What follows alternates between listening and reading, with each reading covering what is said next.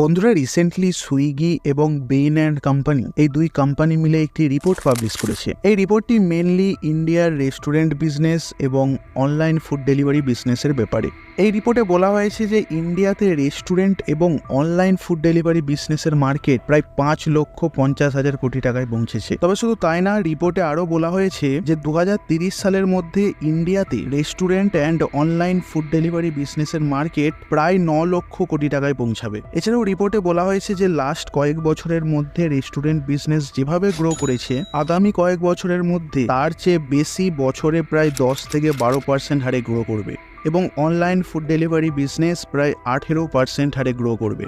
বন্ধুরা, এই রিপোর্টে আরও বলা হয়েছে যে কোভিড আসার পর থেকেই অনলাইন ফুড ডেলিভারি বিজনেস বহু করে গ্রো করেছে। রিপোর্টে আরও বলা হয়েছে যে বর্তমানে এই রেস্টুরেন্টসগুলির কাছে যত কাস্টমার্স রয়েছে তাদের মধ্যে 40% ইয়াং পিপল।